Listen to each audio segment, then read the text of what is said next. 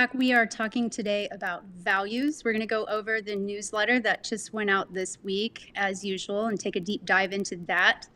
So, yeah, we're going to talk about values, but more importantly, our core values. We throw values out all the time. When I work with clients and I ask, what are your values? What are your core values? And I get answers like, I value living a clean lifestyle. I value quality time with my kids. I value my sleep. And so that to me is also number one indicative that, we don't understand truly what our core values are. And so, we send out these newsletters every week. We go deep into them on Fridays. And that's what we're going to do today is go deep into what are values, what are core values. And even break it down more. There's important values, there's necessary values, and in the middle there we've got our core values. And so why it's really, really important to know what your core values are is because they are guiding you towards your truth, your vision. You have a dream, you have a long-term vision of how you want your life to be, your purpose, and your absolute truth, which is very unique and individual to you. And so your core values are always pointing you towards that, towards the actions and the beliefs and the changes and the things that need to be implemented in order to align you on that path of what your truth is, what your purpose is. And so that's why core values will come up a lot in us, and we aren't even aware of it. Sometimes we just get an overwhelming feeling or an intuitive sensation or thought that will come up. And a lot of times these are the core values that are trying to guide us. And so we're going to dig in here. Yeah, and I just want to add that you're saying it's important for people to understand how they actually guide us, and they're kind of the architecture underneath how we make decisions. And yes, they guide us into like every decision we make. Our behaviors, our thoughts, our emotions that influence our decisions, small decisions to big decisions. These values are going to guide us towards making the right decisions for us, right? And so when people say, I value living a clean lifestyle, that's not a value. That's a principle you live by in order to uphold something you value. When you say, I value my alone time is not a value. It's something you do to uphold a value. So if you value living a clean lifestyle, that's a rule. That's a rule you've applied to a value that you have created meaning to. And so it's really important for us to understand what core values are not and what they are, and how to break them down so that we are living in alignment to these values truthfully. And so if you value living a clean lifestyle, your core value may be health. And if you value your alone time, then that core value that upholds or supports, it may be introspection or learning, or recovery. It could also be health, right? So three things core values are not. Core values are not universal concepts. They are not fixed or temporary ideas, and core values are not goals or wishes. And so in terms of universal concepts, everybody values health, but what it means to them is different. It's unique to you. It's what does health look like to you? What does it feel like? What does it mean? Or how do you know you're healthy? And how do you know your family is healthy? You have to define it for yourself, because everybody would say, if you value health, everybody would say, I value health. But you have your own meaning of that. And so you have to imagine and create a picture of that. And what do you look like when you're healthy? What do you feel like when you're healthy? What are you doing? What are you able to do? What are you achieving when you're healthy? And you have to make these rules. And they're not fixed or temporary ideas either. You know, we always value the sunlight more when it's raining, right? Like every time it's raining, you're like, it's gloomy today and cloudy, and like, wow, you know, you notice the contrast, kind of miss the sun. And so you have to think about, like, what do you value no matter what, right? Like there's a difference between a wanting something or thinking you love something, value something, but it's kind of goes in ebbs and flows. What is something you value no matter what? And then, you know, goals and wishes. Core value is not a goal and wish. You know, you could. I have a lot of clients who say, like, I value my sleep. I really value my sleep, and I'm just not getting good sleep. Well, that right there, that whole sentence contradicts itself, because if you value sleep, which sleep is not a value, but if you value your sleep, but you're not sleeping, then you need to look at sleep as, what does sleep mean to you? What value is that upholding, and what core value does that support? And so if you're not getting good sleep, that is pointing us into why we need to investigate our beliefs. And so, what core values are, they are not universal concepts, they are unique and personal truths. They're not ideas, fixed or temporary, they are context cues based on our beliefs. And they're not goals and wishes, these are purpose guiding energy sources that are stationary in us all the time. They're always being activated, and they are unchanging. And so that many goals, we make lots of goals, we have many wishes, these things are very temporary. And so the core values will point you towards a purpose that's guiding you towards that. So in order to really know what your core values are, you have to know what your dream is. What's your dream?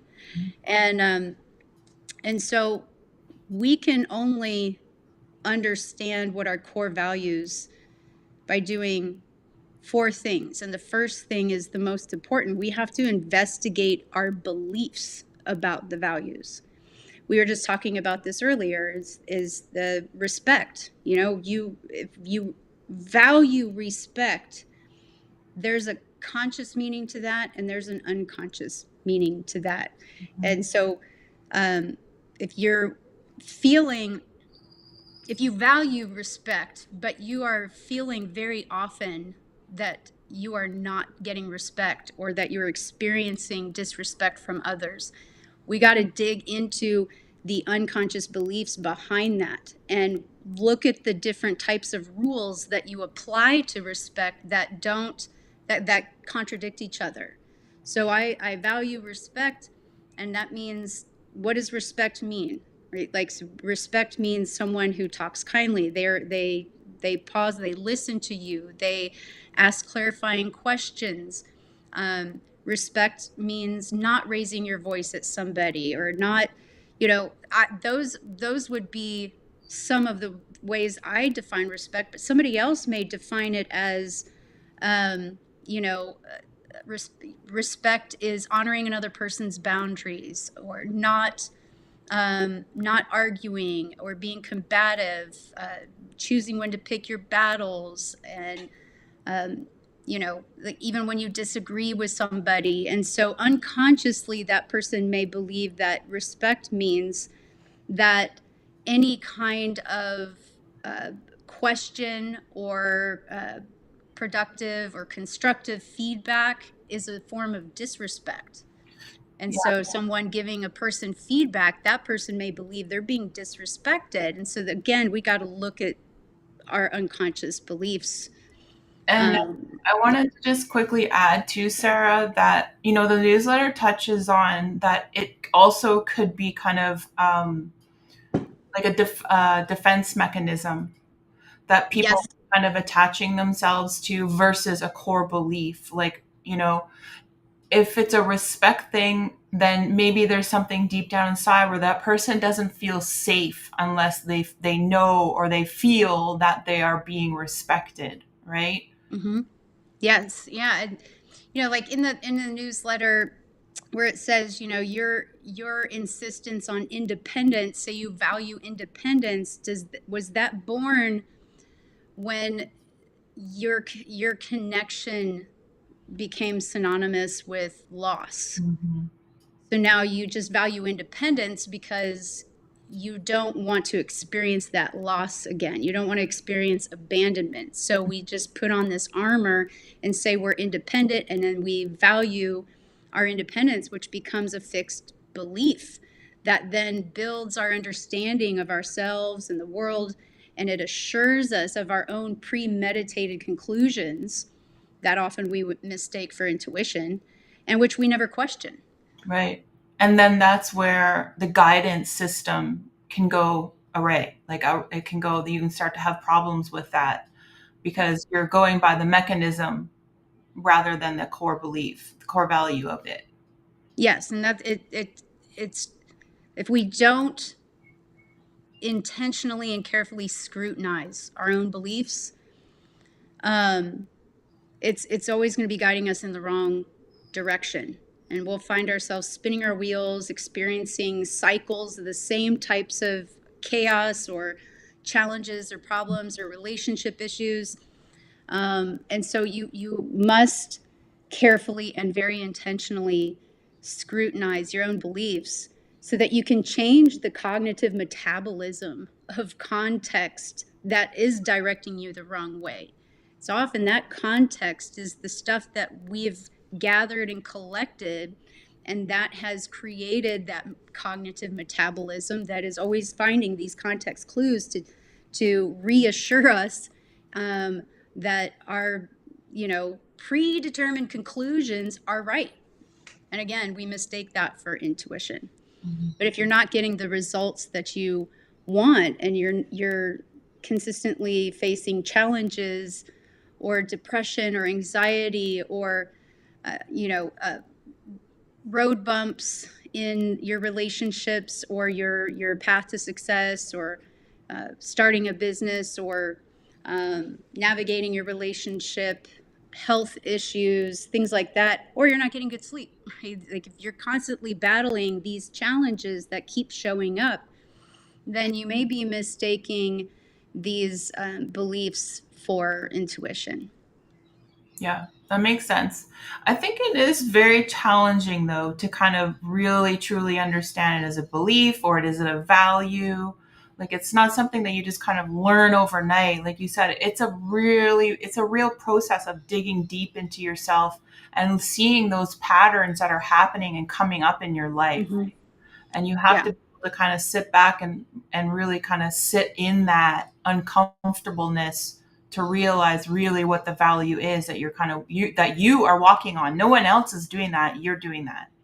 Right. And that's another important property of what a core value is, and other values, necessary, important values, is they are context. They're created. The material of these values are created from context cues that are based on your beliefs.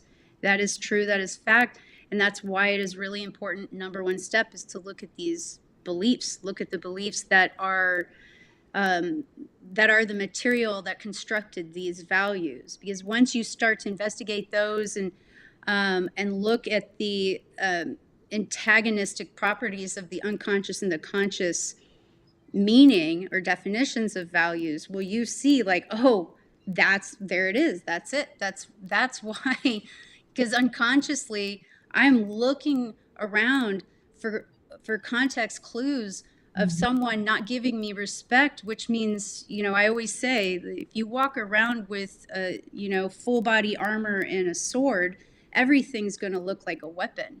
So we got to look at that. We got to investigate those things. We got to dig into that. Again, intentionally scrutinize our own unconscious beliefs that are creating these values. Because if we want to uphold these values and live in alignment and reach the vision that we set out to achieve, we got to do it truthfully. And so if you value truth or integrity, the first place you start is, am I being honest with myself? Am I being authentic? Am I living my truth? Am I lying to myself? Is there any way that I am deceiving myself?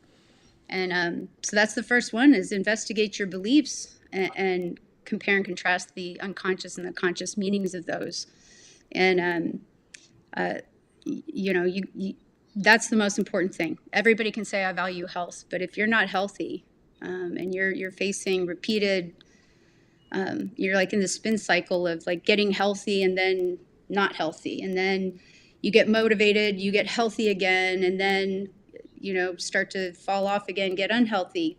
Weight loss, the constant up and down, weight loss, weight gain. If you value these things, then why does it keep going down? There's an unconscious belief that is interfering with your truth and the meaning behind your values. So the second thing is, once you start to look into your beliefs about these values, you need to take a look at all the in the values course that we have. I've got 2 pages of values that you can circle, right? A lot of people look at all these values and be like, I value all this stuff. But again, it's really important to know, what are your core values? The core values are not going anywhere. They are there pointing you towards making all of the right decisions, pointing you towards an alignment, pointing you towards your purpose and your success. Then there's the necessary values and the important values. These support your core values, and they are also part of your truth. And when you start to circle them, then you rank them. You rank these values in these 3 categories of necessary, important, values, and then you might start to see a few of them pop up repeatedly. Those are clues of what your core values are. And once you rank them, you have to define them with a meaning statement. Like, you have to put meaning to it. As I said in the beginning, is to define them is to, when I am healthy, I am fill in the blank. When I am healthy, I am doing this. When I am healthy, I feel this way. When I am healthy, I can unload the dishwasher without my back hurting. That might be totally different for somebody else. When I'm healthy, I can deadlift 400 pounds. Everybody's going to have different meaning statements to what their value of health, if that's what a core value is, what it is. And my health has been a core value of mine since I can remember, but my meaning for it has also changed over time, which is why it is important to go back and revisit your core values and see if the meaning is changed. Because if the meaning has changed throughout seasons of your life and transitions and transformations and growth, you want to redefine them with new meaning, so that you don't get stuck back in the challenges that you used to have, but those challenges are not for you anymore in this new season of your life. So you don't want to go backwards. You want to keep going forwards. And the core values course you can get on Bodybuilding Institute. It's free. You just join for free and you have access to this course, and it gives you all the steps and all the exercises. Once you define them, you write your meaning statement. You then have to write your rules for it. Because you go back, again, core values are not universal concepts. There are universal concepts of what health is, but that is not what it is to you. And so for somebody who values health, their rules may be that I'm going to get 8 hours of sleep, or I'm going to drink water, this much more water every day. I'm going to exercise 3 times a week. And I'm going to change my diet. I'm going to do AIP diet, reduce the inflammation in my body so I can get off my medications. That is very unique. And that person, that is their rules. So when you write your rules to uphold that these are your principles that you're going to live by, you don't want to write down principles or these rules. You don't want to write down things that you're not confident you can do. You want to stick to the things that you can do, that are necessary and important, and that you will do. Those are your rules. And again, that's why you got to go back and revisit your core values, look at the meaning, because you may need to rewrite some rules. You may be ready to level up and do more. You may have gotten off your medication and now you're next level. It doesn't hurt to unload the dishwasher anymore. Now I want to lift things, right? So the rules will change, the meaning will change, and then your rules will change. Hmm. So, Hmm. what would you say to someone that was kind of like, yeah, health is very important to me, and but they're kind of stuck in that unconscious, they go back to that sabotaging cycle that, you know, maybe they overeat it after dinner, or that's causing them to gain more weight, and they consciously know that, but they're still stuck in that pattern. Yes. Yeah. Again, whenever we experience success in something, so like somebody who's able to get off their medications and they lost 20 pounds and they're feeling great, and they kind of ride that high for several months, and then they kind of start to revert back to other behaviors because you're like, I'm good now. What's a little bit of this gonna hurt? What's a little bit of that gonna hurt? And you know, what's staying up late 2 days a week, right? What's that gonna hurt? So it's those things where we have to revisit by looking at, all right, what are the behaviors and the decisions that I made collectively that led to me going backwards, that led to me, falling back into uh, the state of health that I don't want to be in. I want to be in a better state of health. I want to get back to where I was and achieve that. So, what behaviors or decisions led to that? Then, when you look at those behaviors and decisions, if they were not in your written rules or your principles, that's fine. Then you may not have been ready for them. If they were in your rules, so like sleeping and eating right and doing these things, then you have to ask, what is the belief that led me to go against my own rules? And the belief is like, a little bit of this doesn't hurt, a little, what's that gonna, what is the belief behind that? What is the unconscious driving force that's wanting you to sabotage yourself? What is that? Do you believe that staying up late equals, now I get to hang out with these people and I won't feel left out and I won't experience FOMO? Do you believe that when you are drinking that you are more confident and relaxed and you can enjoy yourself more? What is the belief? Do you believe that eating this type of food that causes you inflammation is uh, it's like a reward, right? So there, right there are two, unconscious and a conscious belief that contradict each other. Like, it causes inflammation. You're going to have a headache and blood sugar crashes, um, but unconsciously you think this is a reward. Mhm. So why are those two contradicting statements allowing to stay in your field? Why are you allowing that to still be part of the building materials of your core values? That leads to sabotage. So you have to look at that. So why is that then? Well, for everybody, it could be different. It could be the way that you were raised. So, and this is something I had to overcome. I was diagnosed with celiac disease in 2001.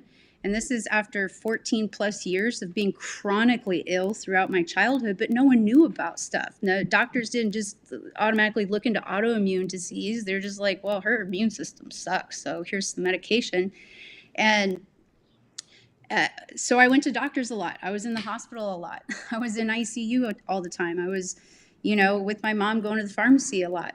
And my reward for going to the doctor, getting a shot, taking my medications, all those things were treats. Wendy's, Frosty and a Sunday from McDonald's. And I got candy and treats every time as a reward for doing something that was scary or uncomfortable, or made me feel like I'm not a normal kid. So my mom would reward me to make me feel better. And so after I was diagnosed with celiac in 2001, back then, let me just say as a side note, 24 years ago, when a doctor says you have a celiac disease, and you're like, what's that? And they're like, well, you can't eat gluten. And it's like, well, what's that? And the nurse practitioner that I was assigned to give me the dietitian to give me the advice, she said, Google it. That's what she told me in 2001. And so I had to do all of this research on my own to figure out it's not just wheat. gluten is a lot of things, and it's in everything. And so I became scared of food. I was terrified of food. And so I eliminated gluten. It was a whole process, but immediately within weeks, I felt better. I mean, I felt amazing. And then time goes on, I feel good. I want to reward myself for doing the thing that I needed to do, just like I was taught growing up. Mm. Is you go to the doctor, you get the shot, you take your medicine, you're going to the hospital, here's all the treats to reward you. So I did that again. I was 21 years old and I eliminated the gluten. I feel better, and I'm going to go reward myself. And so it's like this reward, even though I know I'm going to be in agonizing pain, in my mind, it was like, that's the reward. So I had to change my belief system about what a reward is for doing something, for achieving something, for really doing the things I'm supposed to do. 21, I'm an adult by that time. And so it's like, so I had to change my reward. And my reward went from food to the new pair of sunglasses I really wanted to get. I'd reward myself with something that was not going to hurt me. And I still felt that same amount of, all the neurotransmitters, like, and all the, goosebumps and the dopamine. I'm like, yes, and so I set new rules for myself. It wasn't just don't eat gluten.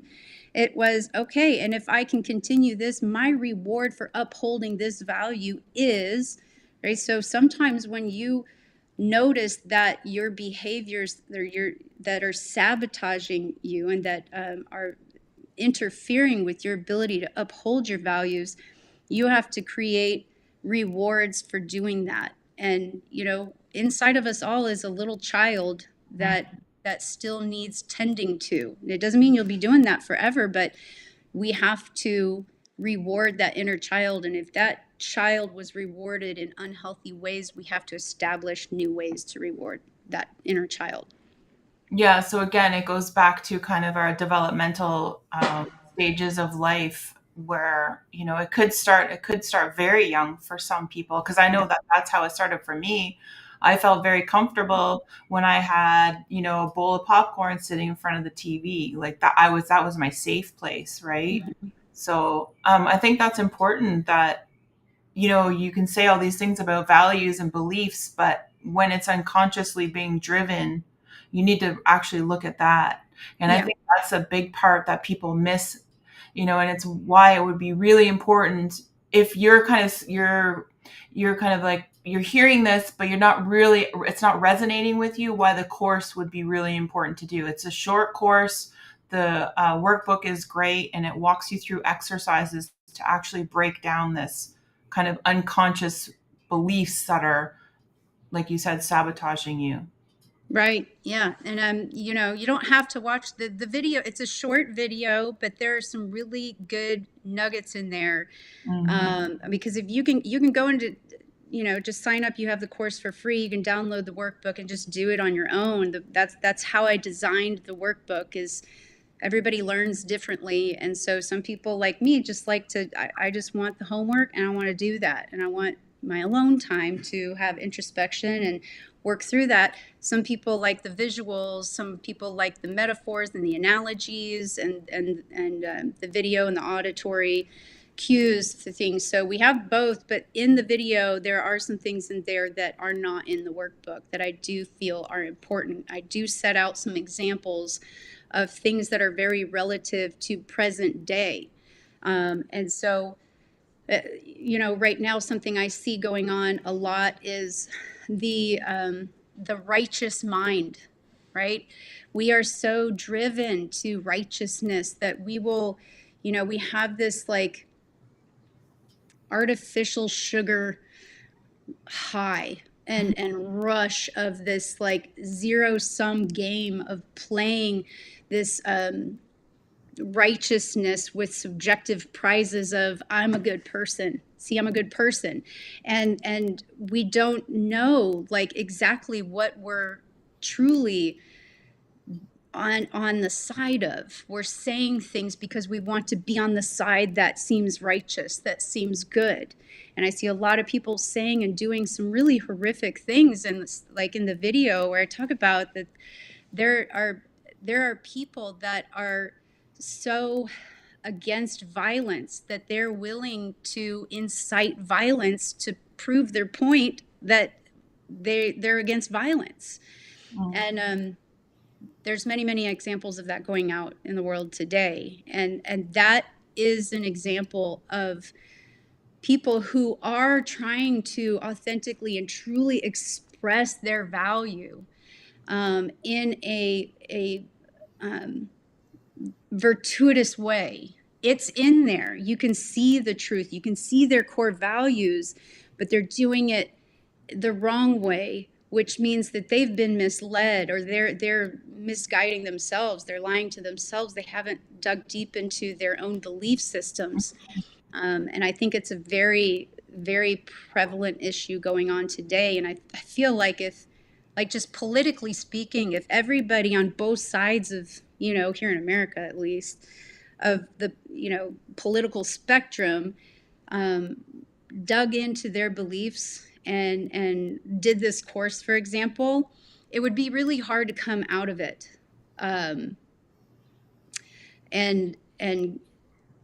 be able to be comfortable with yourself and sleep at night knowing what you now know about yourself and your truth. Because it's a warning, like, if you're going to do this course, if you're going to go into it, it's a full system set up to integrate you into your truth by first emphasizing or highlighting ways in which you deceive yourself. And once you are open to that, it can be an uncomfortable experience.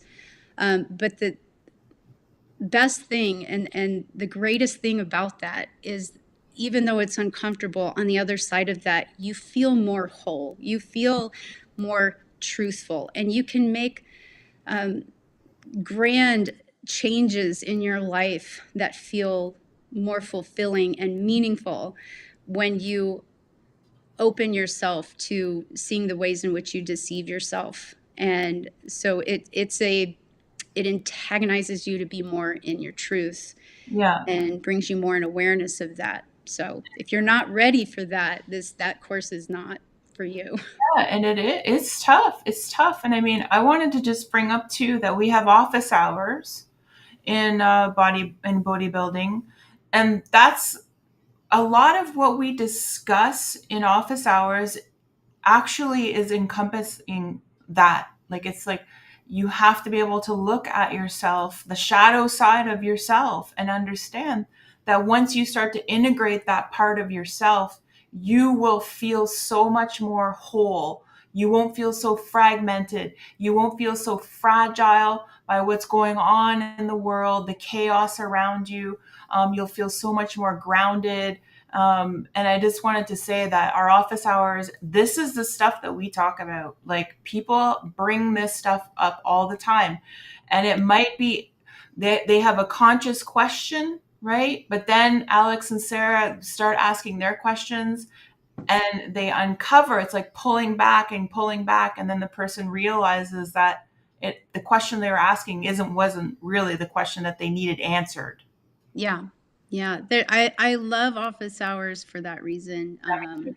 It's a lot of learning. It's a lot of relearning also. A lot of people come in, they're, health, fitness, bodybuilding, training, and noetic development, and self-development, relationship stuff, entrepreneurial stuff, and Business. all of it. And it's all, all of that can often be wrapped inside of current world events, current life, real life issues that sort of cloak all of these things, and so that's why I made the core values free, because, if we can just start there, everything else that may seem complex, there's gonna be more revelations and individuation in a less uncomfortable way from there. We just start with the core values, and you also get the Simple Seven for free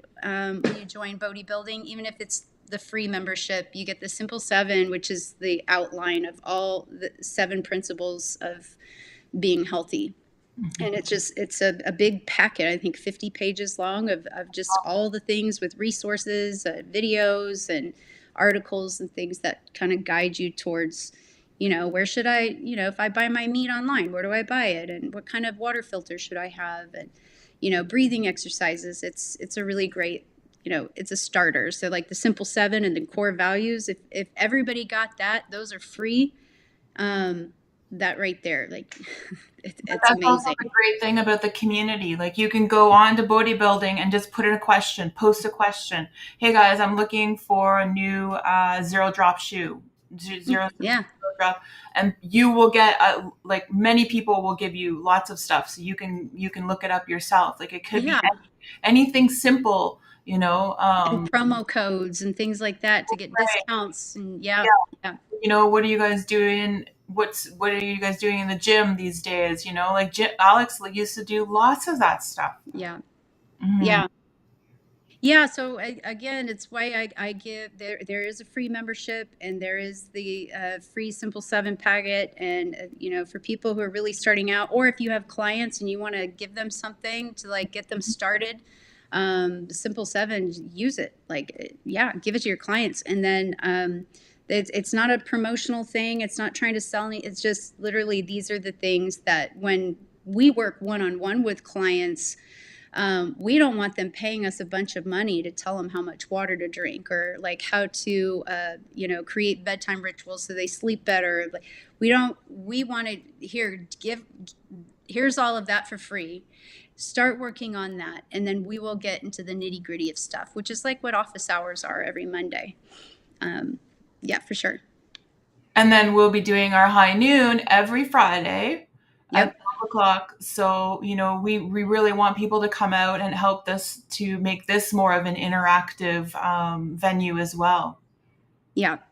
Yep. So, just to wrap it up, understanding your core values can't you truly be understood, defined, and lived out truthfully, honestly, consistently, unless we look at our beliefs. And one of the things that I always look to is the fundamental attribution error.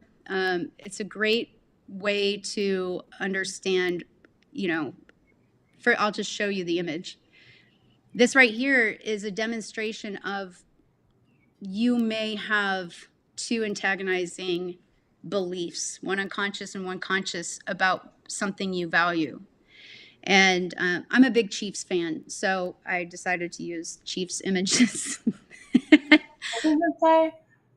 Fundamental attribution error is basically, it's like, if somebody says, you know what, like it's really disrespectful for somebody to constantly, if they show up late or make excuses for coming in late, or they don't, they RSVP, or they don't, and then they don't show up, and you get really upset about that, and it really triggers you. But then life happens, and you find yourself consistently running late to pick up your kid and get them to soccer practice. You consistently find yourself in a season of life going, RSVPing for a birthday party or an event, and then last minute you're like, I don't think I have the energy to go today. So that's what that is. It's like when I do a thing, it's like, I had some valid reasons, right? Like obviously my reasons are valid. I'm not a bad person, but when the other person does it, it's like this person has no respect. They don't care for other people. Da, da, da, da, da. So that's the fundamental attribution error.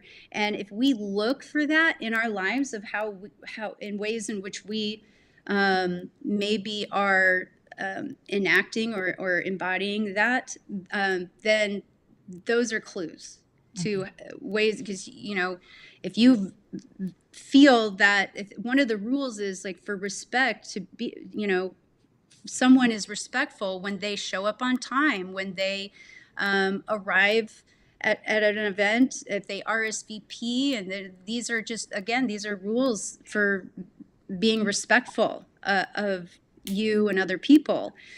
But then if you notice that you change the rules when it comes to you because you, subjectively understand your human error.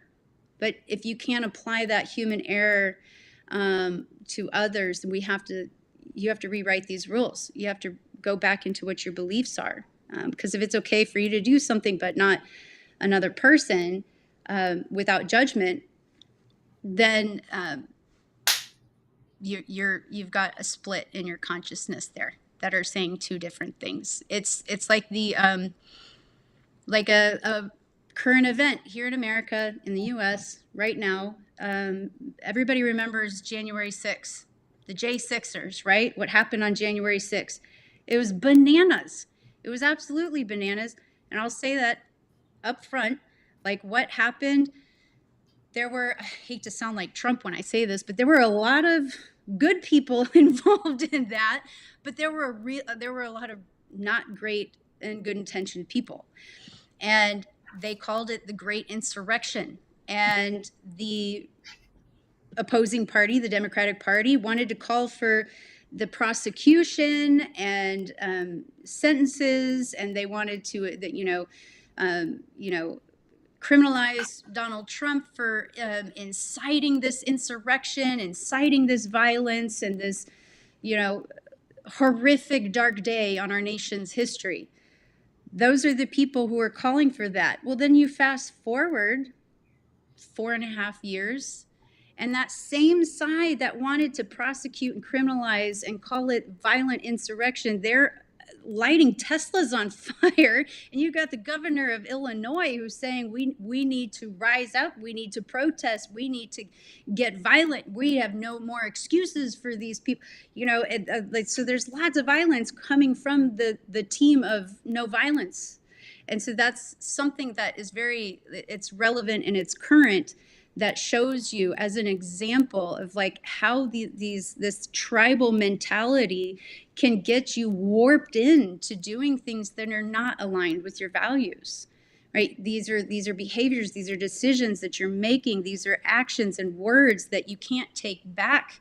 And so that's why it's so important for all of us on both sides, every side, anywhere you are on the spectrum, to look at your beliefs and understand the ranking, the meaning, and the rules of your values. Because if you're not living in alignment with those, then you are going to perpetually experience chaos. You are going to see everything as a weapon. You are going to see everything as a threat. And the world's going to be very dark for you, and you're going to continue to get into these challenges that keep you from reaching your success, your destiny, where you're supposed to go, and not live a fulfilling and meaningful life of purpose. Yeah. Once again, Sarah, you always give such good perspective and depth to the subject. And, even if people just see a tiny bit of this video, hopefully they come away with something to think about and resonate with. Because I agree with you.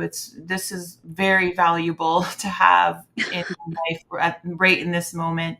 And we just want to make sure that everybody knows that everything will be linked in the video below. Please come and visit.